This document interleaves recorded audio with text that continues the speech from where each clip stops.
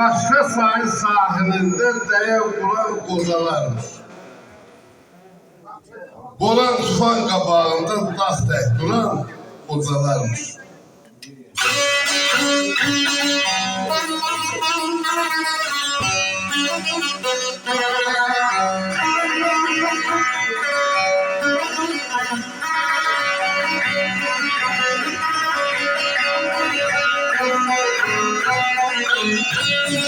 Zəncirdən təzəkəndə, sol aylardan hər ilində, məxməz salan göy səməndə, bardaq turan qocalar,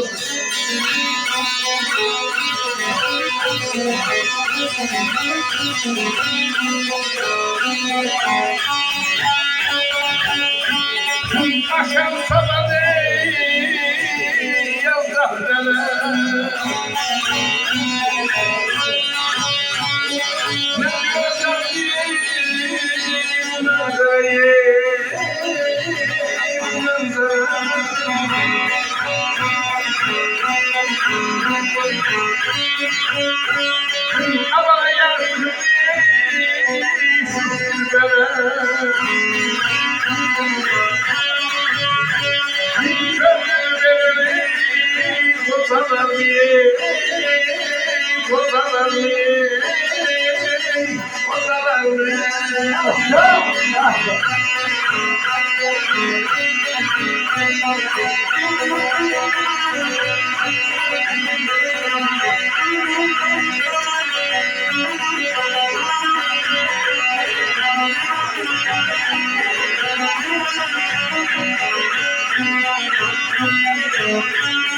Aşam sabah yaz dəftərə,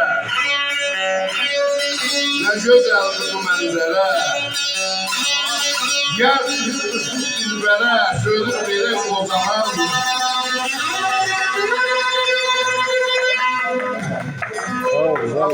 Sağ ol. Yaşa kardeş, yaşa.